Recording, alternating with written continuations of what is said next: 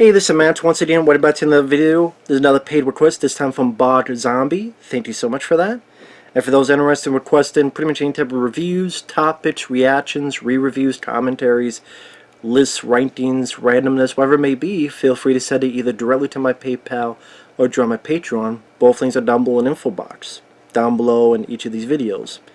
Now this is for Fire and Ice, which is a Ralph Bakshi film done in the style of rotoscoping, where you have live actors and you kind of paint over them, kind of like how the old He-Man cartoon was done. Ralph Bakshi has done it a few times in his animated films. There's been others that have done that. Interesting technique. It's not really something you see nowadays in terms of animation. Maybe it is, I just don't know of the show. But definitely not in movies. I don't remember the last movie that did it. Animated was.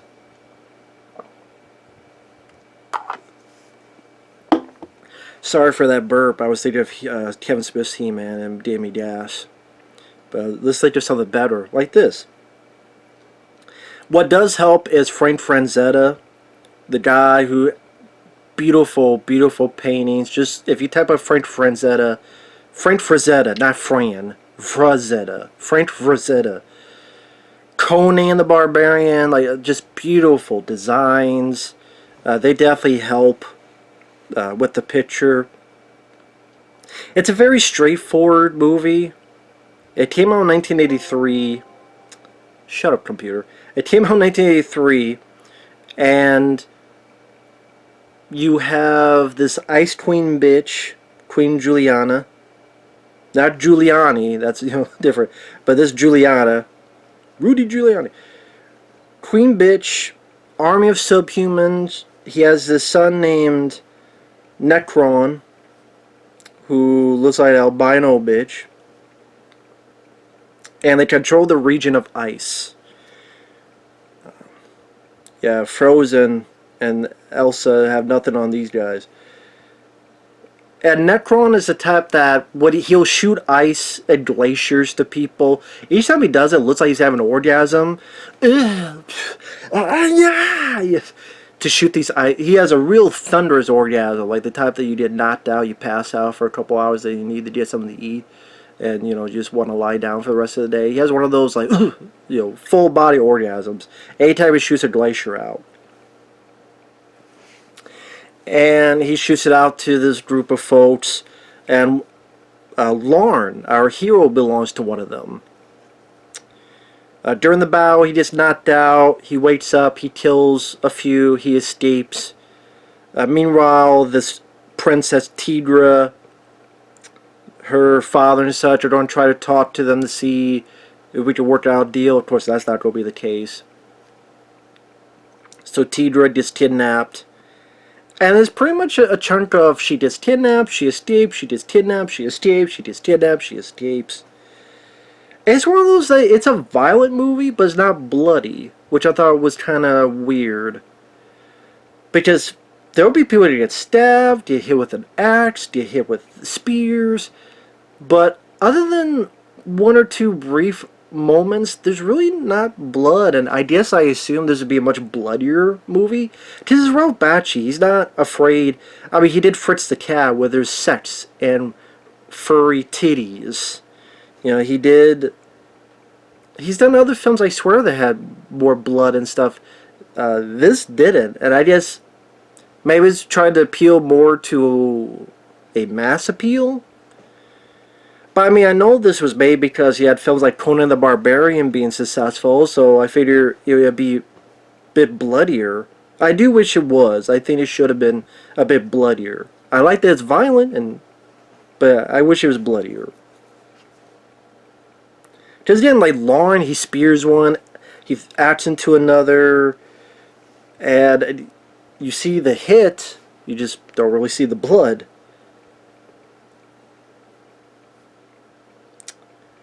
I would say it's pretty straightforward. He escapes, she's taken, she escapes, they find each other, they try to figure out what to do. I do like the backgrounds in the movie. There's some very nicely done backgrounds that really make it feel like an otherworldly region. Like when Lorne is kind of walking around, walking the earth as if he was Kane from Kung Fu, just walking around. And at one point he's chased by these really nasty looking wolves, like wolves of hell. And before that, before he's attacked by them, he's wandering around. You see this nice color palette of the background, and there's different kinds of monsters. There's at one point a sea monster that he has to stab in the eye. There's this big looking Komodo dragon looking thing that has some of the subhumans. They're kind of like, I don't know, mutated cavemen or something. I don't know how else to put it. That's with our bad guys. And as I watch this, I'm like, okay, it's alright. I mean, it's not blowing me away. Which this is a film I had heard of for a long while, and I guess maybe I expected too much out of it. But then, one of the times Tidra gets kidnapped, there's Dark Wolf. Which definitely feels a Frank Frazetta type of... Dark Wolf was the best character in the movie, which is funny because you don't really find much backstory to him, which I think is a mistake. I'm sitting there going, I don't mind Lorne. I don't mind like the voice actor of Lorne. He's looks like could be He-Man's brother. But why wasn't Dark Wolf the lead? I'm sitting there going, when Dark Wolf appears, even though we know nothing about his backstory, he helps Lorne. He's got a great voice. This guy Steve Sander. At first I thought it was John P. Ryan. The guy who was the villain in Death Wish 4. He's been in a lot of stuff. I don't know. I just thought it was John P. Ryan, but it's not. It's Steve Sander. Steve Sander. He did a really good job. I thought his voice fit well. I liked the rotoscoping of that character, the design. He's got this big battle axe. Like, that's a guy that would really fit well in the Conan the Barbarian type of... That would have been kind of funny if they got Arnold Schwarzenegger to voice it, so you could kind of think of it as a Conan. But this guy did a good job, though, voicing. And he's just a badass. He's just kicking ass, taking names, holds his own, tells Lauren what to do. He knows the area. He knows what's going on. Don't hunt for death, boy. It comes for all of us. He's a badass. Slashing this, hitting that, slashing that, and then he disappears for a while. And then he does, when Lauren needs help again, he's there to help out again. And whenever Dark Wolf was on screen, that's when I think the film really came alive. I think are the best parts. So it is funny that Dark Wolf, really none of the characters, like Tidra as a princess, Lorne, you really don't know anything about the characters now that I think about it. That's what I mean by it's very straightforward. It's just good versus evil. Not that that's a bad thing, but I mean, we'd like to know a little bit more. Just a little bit more. Just a little bit at least. Like Dark Wolf, I can assume that Necron killed his family maybe, or killed his wife, or killed his kid. I don't know though. But he definitely has a hatred for Necron in them. I think we can assume that it killed his people, but you never really know. You never get to know. And that's why I'm like, why can't we just have this be Dark Wolf's story? I mean, it'd be like if Conan the Barbarian starred, not Conan, but like if it was called The Barbarian, right? And it starred not Conan, but the other guy. I forget the other guy's name, because it's Conan, Arnold, why can I forget? Sandal Birdman, and then you have the third guy. I don't remember the third guy's name, but imagine if the movie starred him. It's I don't mind him, and then Conan appears like 30 minutes in, and then a bit at the end, and then he cuts James Earl Jones' head. Like, wow, that guy, he's pretty badass. Why isn't he the star? That's what it seems like. If Conan the Barbarian was called the Barbarian and Arnold wasn't the star, that one other guy was. Yeah, I forget his name. See, I'm not knocking him. Just like I'm not knocking Lorne, but you don't really know much about him either. It's just Dark Wolf had the look, great. He was my favorite voice acting in the movie. And just like fucking badass. Like took names, took him flushing down toilet. Eat this. Like there's a moment where it's like, get out of here. And Lauren goes, no. And the Dark Wolf looks at him and goes, the hell you won't. It just pushes him off the fucking cliff for all the subhumans to come after Dark Wolf. And Dark's like, yeah. And I wanted to see the battle, but it cuts away.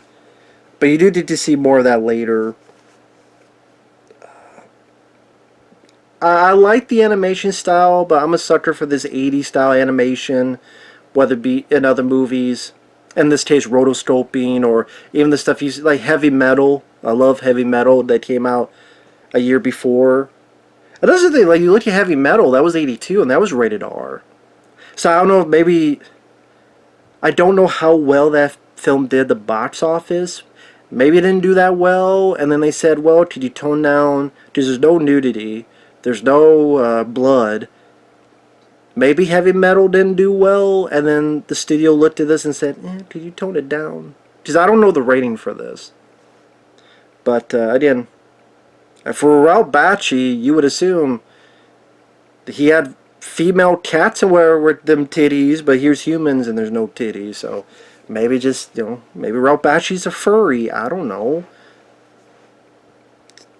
Not that there's any, hey, no judgment here, but, well, there is if it's, bestiality, then there is judgment, and you go fuck yourself. If you're one of these people that wear the fursuits and, whatever, don't hurt anybody, don't hurt yourself, go for it, I don't care, but anyway. I tell you, Ralph Bakshi did Frazetta. What do you want me to say? I'm just going to be brought up. Because it does seem a bit toned down compared to those. But yeah, Dark Wolf is a badass, and I wish he was in the film more. I've said that like 8 times now. More spoilers. I like the scene with the skeleton. I thought it was a very creepy way it was animated. This female skeleton. Go do that. I'm like, okay. The music was alright, but I say that, but I can't remember much of the music. Like, it does have that fancy feel, the music. But it's like, it's not quite James Horner, like Crow. It's not quite Basil Polidorus, Conan the Barbarian. It's kind of, a little less down the totem pole. Super spoilers, what happens is they get some Dragon Hawk Riders. That's why they call it, but look like pterodactyls to me. And they go off and they ride into the glacier field. And everybody sucks, except our 2 main characters, because they're the only ones that make it. Lauren rescues. And it's kind of interesting they did it this way. You think, because they're building up Lauren, he doesn't get the death blow on the villain. Dark Wolf does. I'm actually glad for that, because Dolph is even like in the middle of production, they realized Dark Wolf was badass, so then he seems like a character in other movies that either would get killed, or he would do his self-sacrifice, or he's in the background, I'll hold them off, you go save the girl and kill the bad guy, I'll just kill these random subhumans. No. Dark Wolf he goes to town on these motherfuckers and turns Necron to his bitch. Axe to the side, axe to the chest, again no blood. Necron has his last final orgasm of death this time. And pretty much adios muchachos. But again, it made me go, well, what is Dark Wolf's story? What is at least a little bit more of his background, and a little bit more of him, and or at least again, was just all of his people dead? I don't know. Is he a supernatural? I don't know why, because he's on this cliff, and I guess maybe it's just for a cool shot. But I just wonder if he's, for all you know, he's a fucking spirit. I mean, he's a ghost. I don't know. That's what makes me wonder. He's from the era of the Vikings. I don't know. Let's tell what, he's more badass than Thor. has been the last fucking 4 movies they've done of him. So Fire and Ice, overall, I didn't mind it. I liked it. It was very short. It was without the end credits. I don't know if it was even like an hour and 20 minutes, give or take. Very A to B to C, straightforward, if you want that in the movie. You don't have a lot of background characters that might rub people the wrong way. Some people might not like the rotoscoping technique. I do. Sometimes it was weird when they try to do slow motion, and the slow motion stuff doesn't work the best. I didn't mind it with Dark Wolf at the very end, but sometimes it seemed like, you know when you're playing a video game and it gets that slowdown? Like you play a video game, like, oh shit, I'm losing frames. Maybe not that bad, but the slow motion looked a bit awkward in rotoscoping, but the other stuff had a charm to it. If you like Conan the Barbarian type of stuff, if you like 80s animation, it's definitely worth a look. It's not that I'm going to run out and buy on Blu-ray or anything. I don't even know if it has a Blu-ray. I know there was talks of remaking the film. At one point, Robert Rodriguez was going to do it. I don't know how. But I think this kind of the charm is that it's animated. If this was live action, you just think of, well, if it was nowadays, you think of that shitty Conan the Barbarian remake. And I'd rather watch that than that Conan remake with Jason Mamma Mia.